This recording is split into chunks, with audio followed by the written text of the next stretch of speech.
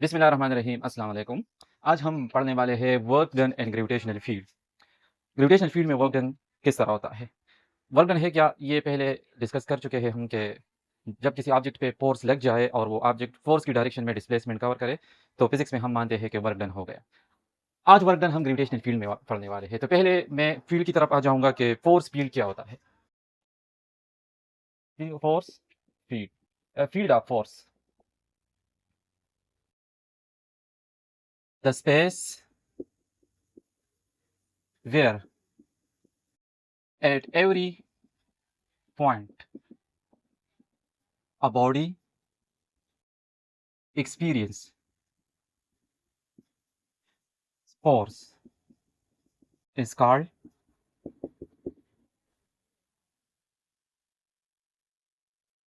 force field या field of force.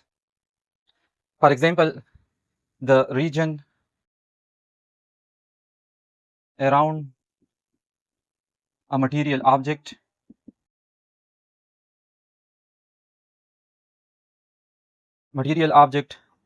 charge and magnet in which its effects is experienced by other object, charges and magnet is called force field. सही है। किसी material object के या किसी charge के या किसी मैग्नेट के अराउंड जो रीजन होती है उसमें उसका असर दूसरे ऑब्जेक्ट महसूस करते हैं या कोई दूसरा चार्ज या कोई दूसरा मैग्नेट, तो उसको हम फोर्स फील्ड मानते हैं। ठीक है। जो ऑब्जेक्ट के जो अराउंड रीजन होता है उसको हम ग्रेविटेशनल फील्ड बोलते हैं।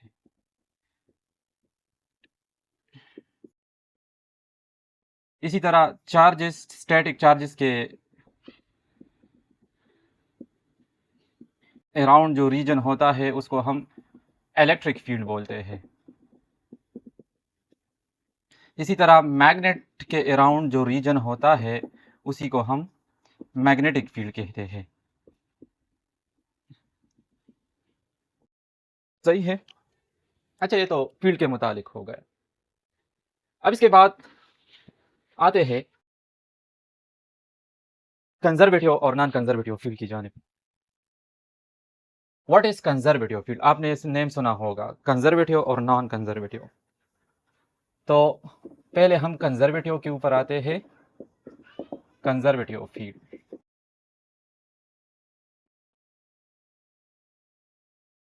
The field which have the following characteristic। वो फील्ड जिसके दरअज़ेल खुसूसियात होते हैं। इसमें पहला ये है कि the work done is independent of the path followed by a body. Conservative field वो फील्ड होता है जिसमें वर्क डन किसी ऑब्जेक्ट का उसके पाथ पे इंडिपेंडेंट होता है, यानी आप किसी भी पाथ पे किसी पॉइंट तक चले जाए तो वर्क डन आपके पास सेम ही आएगा। ये फिर हम बाद में प्रूव करेंगे। ठीक है। इसी तरह या आप इस तरह ये भी कह सकते हैं कि the field in which the work done on the close path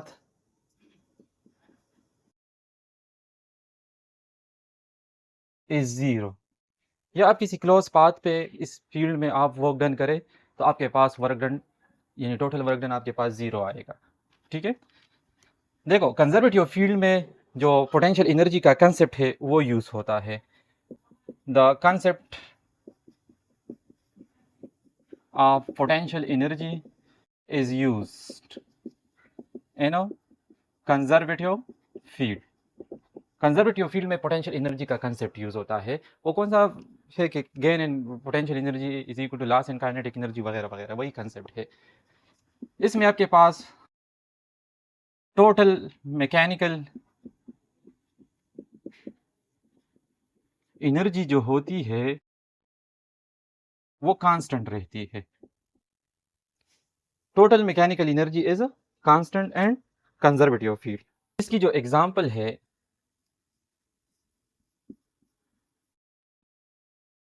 इसकी एग्जांपल में हमारे पास एक आता है ग्रेविटेशनल फील्ड, इलेक्ट्रिक फील्ड, ठीक है, gravitational field, electric field, elastic field,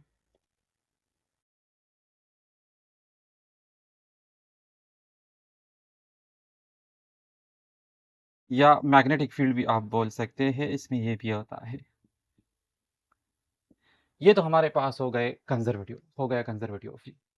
इसके बाद आते हैं नॉन कंजर्वेटिव फील्ड की जानिब।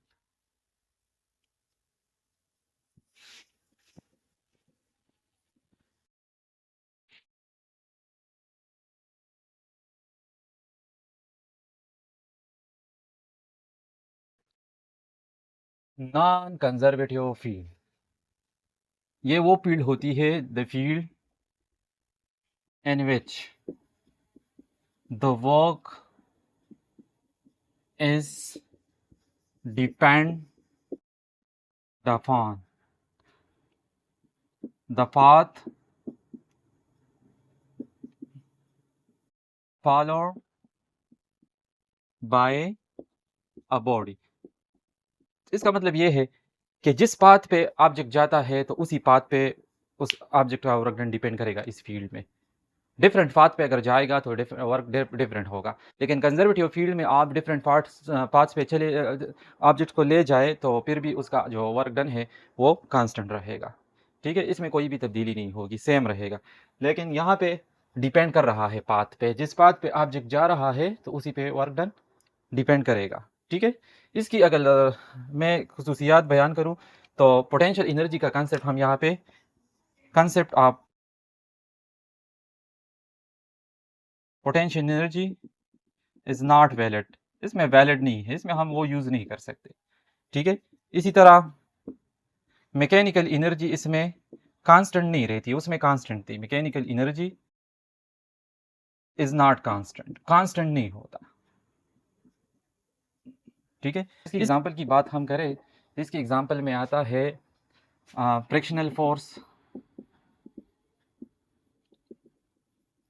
फ्रिक्शनल फोर्स आता है tension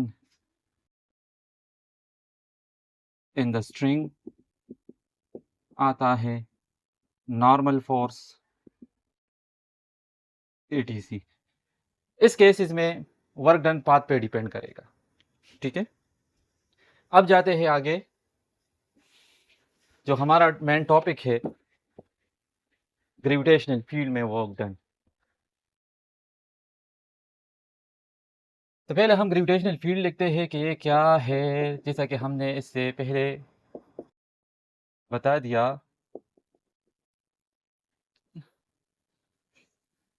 the region around an object, a body in which other body experience force of attraction, attractive force जो महसूस करेगा, ठीक है। अगर आपके पास फॉर एग्जांपल ये एक ऑब्जेक्ट है, ठीक है, इसके अराउंड ये रीजन जो है ये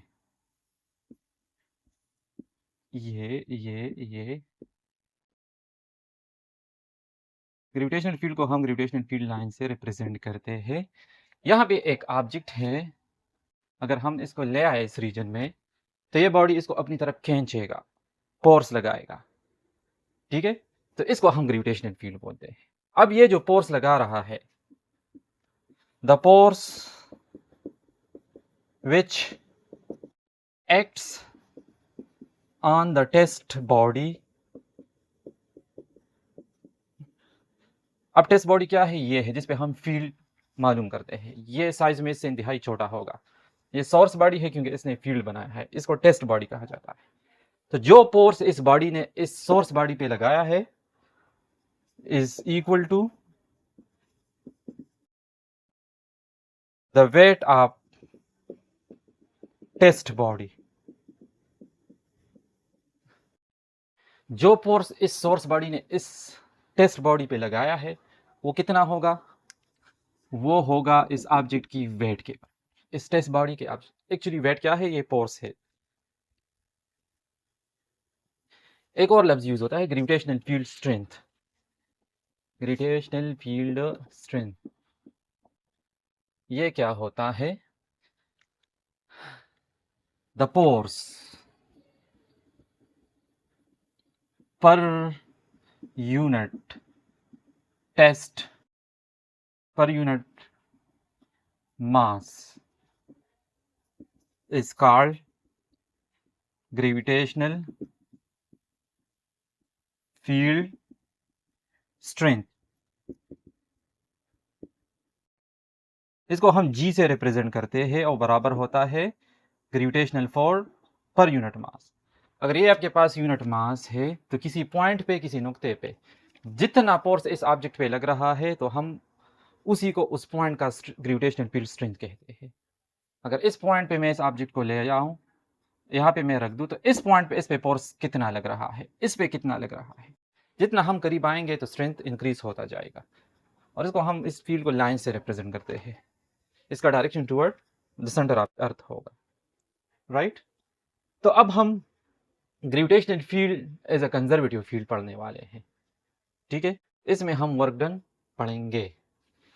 अच्छा, अब हम gravitational field as a conservative field पढ़ेंगे, यानी हम शो करेंगे कि ग्रेविटेशनल फील्ड एक कंजर्वेटिव फील्ड है।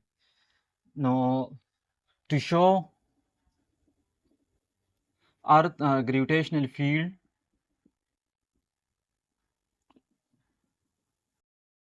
is a conservative field,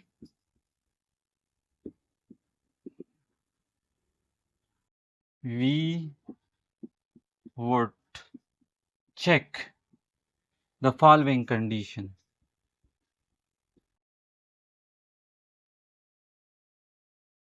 ये कौन सी कंडीशंस है?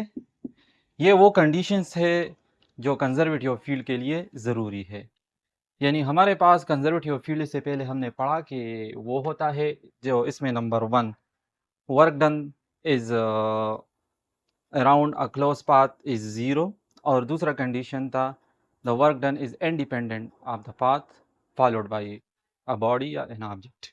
इसमें पहला है the work done on a close path is a 0, ठीक है। लेट कंसिडर करें कि हमारे पास ये ग्रेविटेशनल फील्ड में एक पाथ है, मैं इसको लेबल कर रहा हूँ A B C. B C मुझे लेट सपोज D2 रिप्रेजेंट कर रहा है, ए सी मेरे पास D1 है और ए बी मेरे पास है सिंपल D, ठीक है।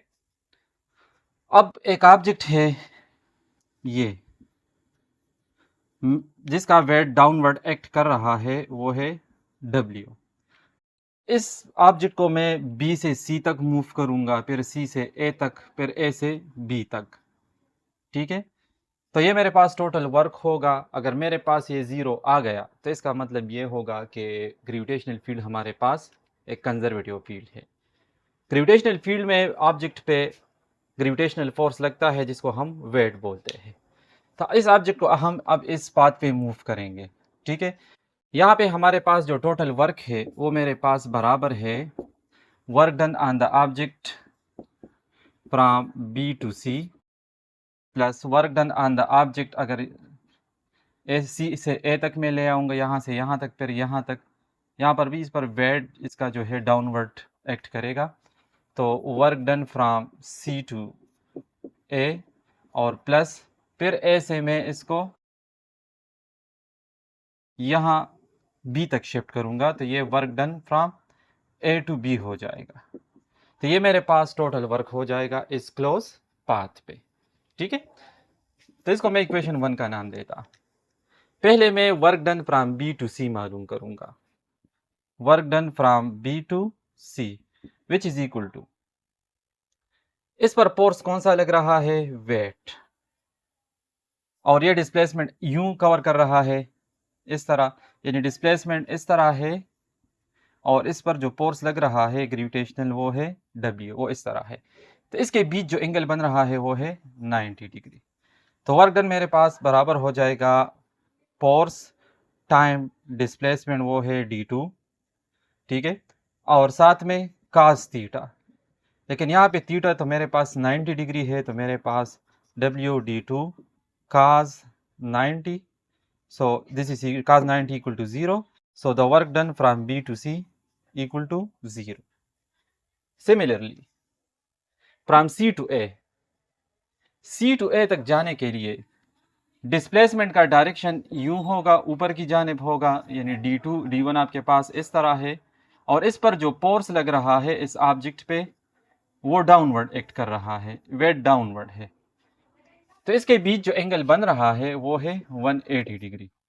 सो now the work done from C to A, work done from C to A is equal to W d1 cos of थीटा, चूंकि यहाँ पे cos थीटा मेरे पास है 180 degree, so W d1 cos 180 degree, और 1 cos 180 डिग्री मेरे पास -1 के बराबर होता है, तो लिहाजा work done from C to A मेरे पास हो गया -W d1, ये मेरे पास फ्रॉम C to A है। ठीक है, अब आगे है from work done from A to B, work done from A to B। अच्छा देख ले, यहाँ पे ऑब्जेक्ट का जो वेट है वो स्टिल डाउनवर्ड एक्ट कर रहा है, W यहाँ पर भी डाउनवर्ड एक्ट कर रहा था, यहाँ पर भी डाउनवर्ड एक्ट कर रहा है। यहाँ पे जो एंगल ए पे बन रहा है वो है थीटा। ठीक है, इस वेट का यहाँ पे मैं जो डायरेक्शन है वो इस तरह डॉटेड कर दूंगा, तो ये एंगल और ये एंगल ये दोनों बराबर है थीटा। अब इसके लिए ट्रिग्नोमेट्रिक रेशो के मुताबिक मैं कास की कीमत में यहाँ पे इस थीटा के लिए मालूम करूंगा, तो वो इसके लिए भी होगा।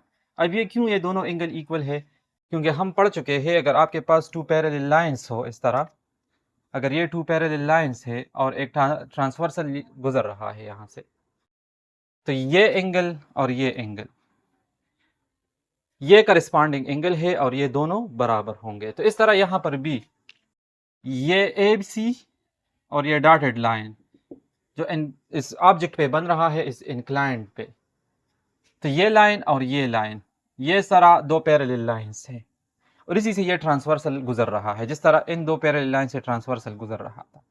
तो ये और ये एंगल करस्पॉन्डिंग थे और इक्वल थे, तो इस तरह ये और ये एंगल भी करस्पॉन्डिंग है और ये दोनों इक्वल्स होंगे। ठीक है, ये मैथमेटिक्स में ये प्रॉब्लम मौजूद है, इसकी प्रूफ है वहाँ पे। तो अब यहाँ पे वर्क डन मेरे पास बराबर होगा W D, क्योंकि डिस्प्लेसमेंट D है, काज ऑफ थीटा। अब मैं काज थीटा की वैल्यू निकालूंगा कि ये मेरे पास क्या है। अगर इस एंगल को देखा जाए तो ये मेरे पास एक राइट एंगल ट्राइंगल है। क्या है ये? एक राइट एंगल ट्राइंगल है इस तरह। ये मेरे पास है D2, ये है मेरे पास D1 और ये मेरे पास है D। ये है एंगल थीटा और ये है 90 एंगल, इसके सामने ये हाइपोटेन्यूज है। अगर इस थीटा के लिए मैं काज की कीमत निकालूं तो काज थीटा मेरे पास बराबर हो जाएगा base divide by hypotenuse, D1 divide by D, ये डिवाइड बाय ये। ठीक है, तो इसलिए यहाँ पे मैं D को शिफ्ट कर लूंगा तो मेरे पास D1 बराबर हो जाएगा D काज ऑफ थीटा। तो यहाँ D काज ऑफ थीटा की जगह पे मैं D1 लगा दूंगा, तो मेरे पास W from A to B बराबर हो जाएगा W एंड D1। ठीक है, तो मेरे पास work done from B to C 0 है, फ्रॉम C to A मेरे पास है माइनस डब्ल्यू डी वन, और फ्रॉम ए टू बी मेरे पास हो गया W D one.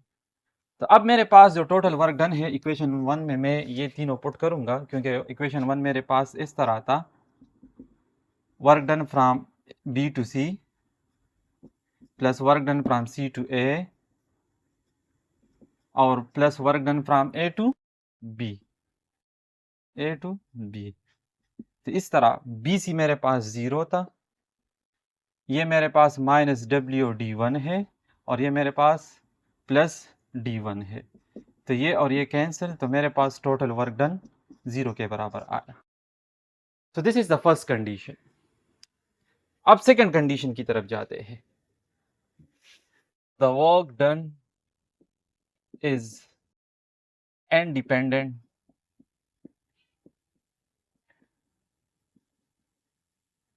On the path, path पे डिपेंड नहीं करेगा, ये प्रूव करना है।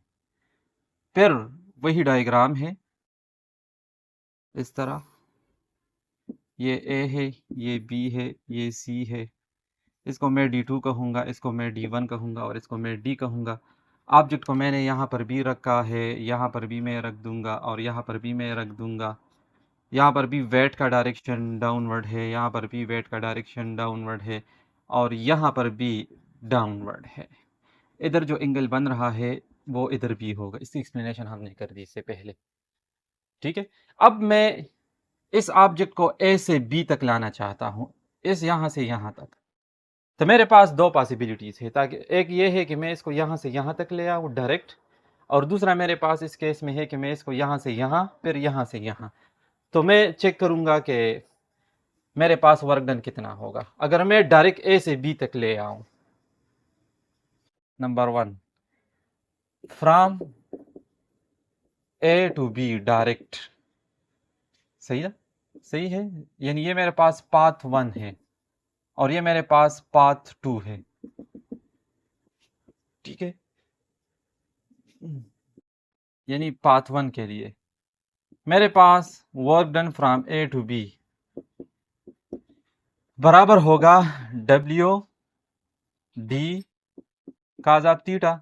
अब यहाँ पे मेरे पास काज थीटा बराबर है, ये और ये दोनों बराबर है, तो ये राइट एंगल ट्राइंगल है। काज थीटा बराबर है d1 बाई डी, इसको यहाँ पे शिफ्ट करो तो d1 is equal to D cos of theta. तो डी काज ऑफ थीटा की जगह पे मैं d1 लिख दूंगा। तो work done from A to B मेरे पास आ गया डब्ल्यू d1। ये मेरे पास कौन सा पाथ है, ये पाथ 1 के लिए जो कि डायरेक्ट है ये। ठीक है, अब मैं दूसरा पाथ जो है फॉर पाथ नंबर 2, पाथ 2 में अगर मैं work done from A to B मालूम करूंगा तो वो मेरे पास इक्वल होगा work done from A to C, work done from A to C plus work done from C to B, work done from C to B. सही है। अब work done from A to B is equal to, या from A to C is equal to, यहाँ पे देख लो ये object भी नीचे आ रहा है इस तरह, डिस्प्लेसमेंट भी ऐसा कवर हो रहा है और ऑब्जेक्ट पर जो फोर्स लग रहा है वो भी डाउनवर्ड है। तो एंगल कितना हुआ, एंगल 0 हो गया, एंगल इज 0। तो फ्रॉम ए टू सी मेरे पास वर्क डन है W D one cos of theta. So theta is equal to 0, जब 0 में पुट करूंगा तो काज 0 मेरे पास 1 के बराबर होता है, तो डब्ल्यू डी वन आ जाएगा फ्रॉम ए टू सी। इसी तरह from C to B work done from C to B is equal to W D, ये मेरे पास कौन सा पाथ है, यहाँ पे देखो, यहाँ पे पाथ इस तरह है और वेट का डायरेक्शन नीचे है, यानी मैं यहाँ पे बना रहा हूँ, वेट का डायरेक्शन इस तरह है और डिस्प्लेसमेंट का डायरेक्शन इस तरह है। तो बीच में एंगल कितना बना, 90 डिग्री बना। तो यहाँ पे मैं लिखूंगा cos 90, क्योंकि cos 90 is equal to 0, so the work done from C to B is 0। अब मैं यहाँ पे ये और ये इस इक्वेशन में पुट करूंगा, work done from A to B is equal to, ये कितना आया था डब्ल्यू डी वन और प्लस ये कितना है 0 है, तो ये मेरे पास बराबर आया WD1। यहाँ पे देख लो, ये डायरेक्ट पाथ था, path 1 from A to B, तो मेरे पास वर्क डन WD1 आया। और ये मैं यहाँ से यहाँ तक फिर यहाँ तक ले आया, तो फिर भी मेरे पास वर्क डन वही आया। तो इसका मतलब ये हुआ कि कंजर्वेटिव फील्ड में वर्क डन पाथ पे डिपेंड नहीं करेगा जिस पाथ पे पार्टिकल जा रहा है। ये दो कंडीशंस थी जो हमने डिस्कस किए। पहला था कि the work done on a close path is equal to 0, या ये दूसरा कंडीशन कि the work done is independent on the path. ये अगर मेरे पास ग्रेविटेशनल फील्ड है, ये मेरे पास ऑब्जेक्ट है और यहाँ तक मैं इसको लाना चाहता हूँ, अगर इस मार्कर को मैं यूं ले आऊँ और फिर यूं ले आऊँ, जितना वर्क डन इधर मैंने किया तो उतना वर्क डन अगर मैं इसको डायरेक्ट यहाँ तक ले आऊँ तो इस केस में भी उतना ही वर्क डन होगा। ऐसा नहीं है कि अगर मैं इसको यहाँ से यहाँ तक ले आऊँ और फिर यहाँ, तो इस पाथ पे वर्क डन अलग होगा और इस तरह डायरेक्ट अलग होगा। नहीं, इस तरह या इस तरह इस पाथ पे दोनों केसेस में वर्क डन सेम होगा। इस वजह से इसको हम कंजर्वेटिव फील्ड कहते हैं, ठीक है। और इसके बरक्स जो हमारे पास नॉन कंजर्वेटिव फील्ड है, उसमें ये खूबी या ये कंडीशन इसमें नहीं होती, जैसा कि रेजिस्टिव फोर्स। अगर ऑब्जेक्ट है, अगर आप इसको किसी स्मूथ सरफेस पे लेके जाते हो एक डायरेक्शन में, उस पर वर्क डन अलग होगा। स्मूथ ना हो अगर रफ सरफेस हो, वहाँ पे फ्रिक्शन हो, तो अगर एक डायरेक्शन में आप लेके जाए तो वर्क डन अलग होगा। अगर आप इसको अपोजिट डायरेक्शन में ले आए तो इस पर ज़रूरी नहीं है कि उतना ही वर्क डन हो, शायद उससे भी ज़्यादा वर्क डन हो या उससे कहीं कम वर्क डन हो जाए। तो लिहाजा हमारे पास कंजर्वेटिव फील्ड के लिए जो दो शराइतें थी वो हमने प्रूव किए। तो आज के लिए इतना काफ़ी है। इंशाल्लाह कल लेक्चर में दूसरे टॉपिक के साथ आ जाएंगे।